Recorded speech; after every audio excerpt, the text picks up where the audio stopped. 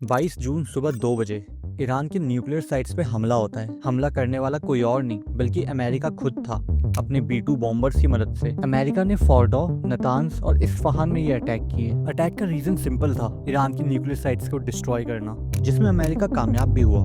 But अभी भी एक बहुत बड़ी प्रॉब्लम थी। ईरान को ये आइडिया हो गया था कि उसकी न्यूक्लियर साइट्स पे हमला हो सकता है, इसलिए उसने पहले ही अपने इनरिच्ड यूरेनियम को कहीं और शिफ्ट कर दिया। यानी कि अभी भी ईरान के पास ये न्यूक्लियर मटेरियल सेफ है, और जब तक ये न्यूक्लियर मटेरियल ईरान के पास है तब तक इजराइल या यूएस के लिए खतरा टला नहीं है। पर ईरान के पास न्यूक्लियर वेपन का होना आखिर इतना डेंजरस है क्यों? और अगर ईरान के पास न्यूक्स आ गए तो कैसे ये पूरे ग्लोबल पॉलिटिक्स को बदल के रख सकता है?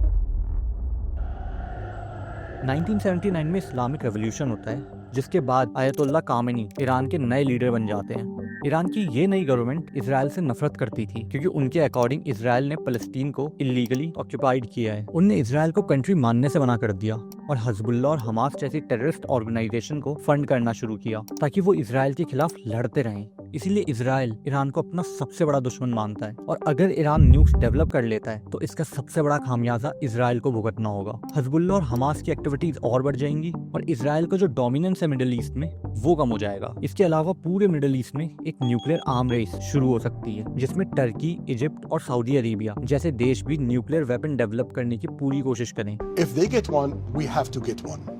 For security reason, for balancing power in Middle East, but we don't want to see that. ये सिचुएशन मिडिल ईस्ट को बहुत अनस्टेबल और डेंजरस बना सकती है। इसीलिए इजराइल पूरी कोशिश कर रहा है कि ईरान एक न्यूक्लियर नेशन ना बन पाए। पर ईरान के पास इस वक्त पे 400 केजी इनरिच्ड यूरेनियम है, जिसे वो 60% तक इनरिच कर चुका है। अगर उसे वो 90% तक इनरिच कर देता है तो वो एक न्यूक्लियर बॉम्ब बना लेगा। 400 केजी इनरिच्ड यूरेनियम से वो लगभग 9 न्यूक्लियर बॉम्ब बना सकता है। इस पॉइंट ऑफ टाइम पे ईरान अपने गोल के बहुत ही करीब है। इसीलिए इजराइल पूरी कोशिश कर रहा है कि कैसे भी करके वो ईरान को न्यूक्लियर बॉम्ब बनाने से रोक पाए।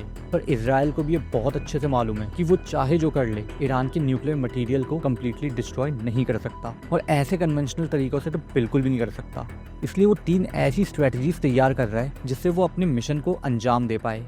अगर ये स्ट्रेटजी सक्सेसफुल हो जाती है तो ईरान कभी भी इजराइल के लिए एक थ्रेट नहीं बन पाएगा। इनफैक्ट ईरान का पूरा नक्शा भी बदल सकता है।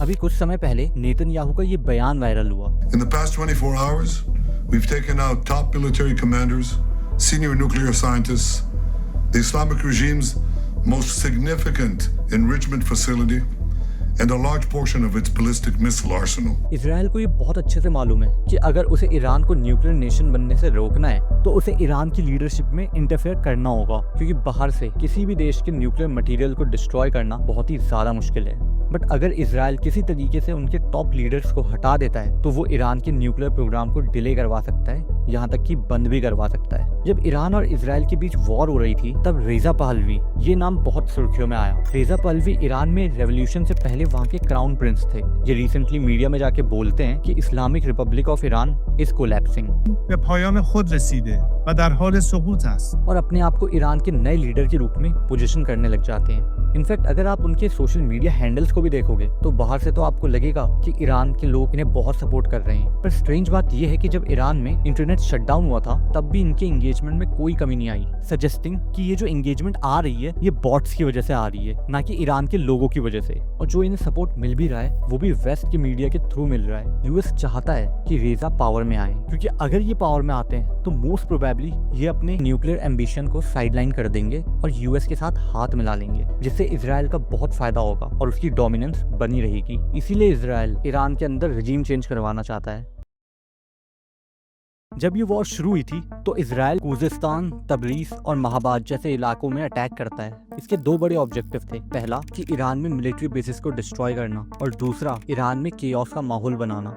असल में ये जो इलाके हैं यहाँ पे ईरान की माइनॉरिटीज जैसे कि कुर्द, अरब और अजरबैजानीज रहते हैं। ये लोग ईरान को पसंद नहीं करते और बहुत बार इन लोगों ने ईरान के खिलाफ वेपन्स भी उठाए हैं, जैसे पाइजेक, एक कुर्दिश मिलिटेंट ऑर्गेनाइजेशन जिसने न जाने कितनी बार ईरानियन गवर्नमेंट के खिलाफ अटैक किए हैं। पाइजेक मोस्टली कुर्दिस्तान में ऑपरेट करती है, जहाँ पे कुर्द की पॉपुलेशन ज्यादा है। ये प्रोविंस ईरान के बॉर्डर में पड़ते हैं, जहाँ पे ईरानियन गवर्नमेंट का स्ट्रॉन्ग कंट्रोल है ही नहीं, क्योंकि यहाँ पे रहने वाले मोस्टली कुर्द सुन्नी मुस्लिम है और ईरान की गवर्नमेंट शिया मुस्लिम चलाते हैं।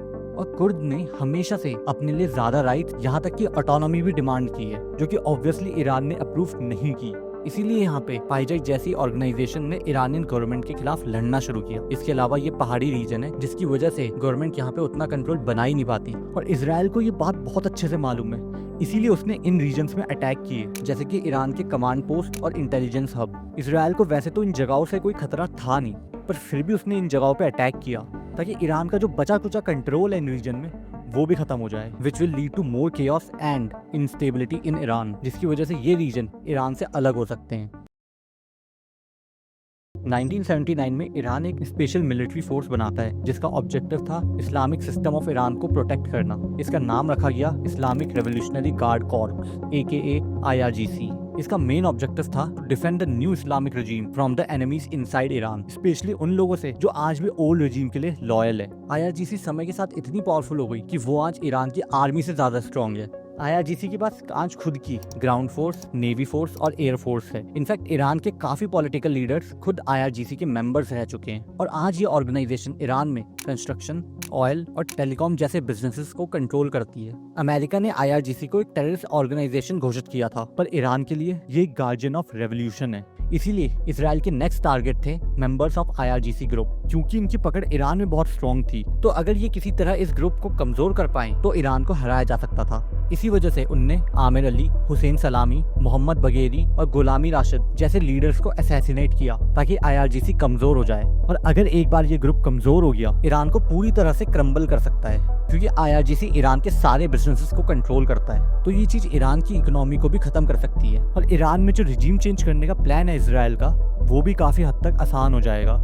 वैसे देखा जाए तो ईरान के लोग अपनी गवर्नमेंट से नाखुश हैं, क्योंकि बहुत समय तक ईरानियन गवर्नमेंट की वजह से उनकी इकोनॉमी कोलैप्स्ड रही। मीडिया को सेंसर किया गया, जो भी गवर्नमेंट के खिलाफ बोला उसे साइलेंट कर दिया गया। यहाँ तक कि जब पीसफुल प्रोटेस्ट हुए तब भी गवर्नमेंट ने उसे क्रश करने की कोशिश की। यही रीजन है कि बहुत से लोग, स्पेशली यंगर जनरेशन, अपनी गवर्नमेंट से फ्रस्ट्रेटेड हो चुकी है और ये रीजन है उनका अपनी गवर्नमेंट से हेट करने का। पर एक और चीज है जिसे वो अपनी गवर्नमेंट से भी ज्यादा हेट करते हैं, और वो है अपनी कंट्री का कोलैप्स होना।